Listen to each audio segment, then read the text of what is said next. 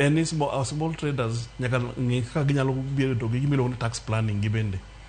Yeah, tax planning. Kichokele kasani kambe madongo gin gi tax planning, ginyalo timo tax planning. And ka gin gi dispute gi KRA, gin ka gin gi tax advisor manyalo konyo gi. Even down to this and the problem mantiere ni ka KRA for instance, you know not always the KRA is right in terms of levying special additional taxes.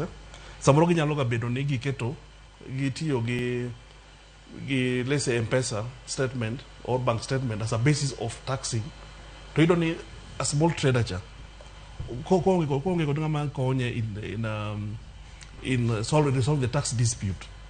It'll be at a disadvantage. Yet king you big companies.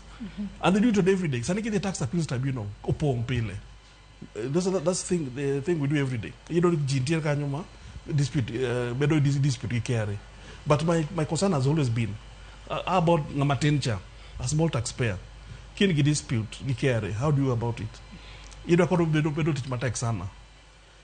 One, of course, maybe KRA was a team. The first assessment, in the first chance, appealing within KRA itself, self-review. In most cases, the organ resolve issue. So you know, kind of small taxpayer, a trader, did got a small dispute, maybe at less than 20,000 shillings. So, when the tax appeals tribunal, when the lodge, give me memorandum of appeal, I get 20,000. Maybe dispute marry KRA and maybe 15,000.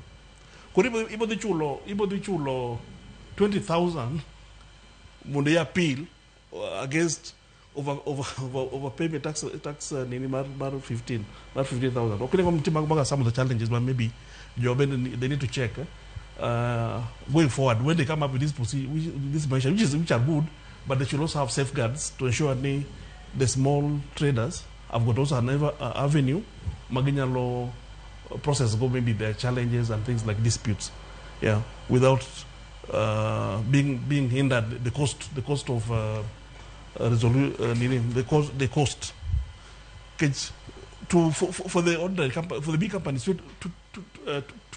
20,000 is not a big amount. They need to pay to lodge their memorandum of appeal, but that cannot be said of everybody else. But maybe may have a small amounts, and that's what I was trying to say. It's a good initiative, but they need to look at it when implement in a way give it fair to they ensure whatever is tax is the income, not just the transactional, just the transactional part.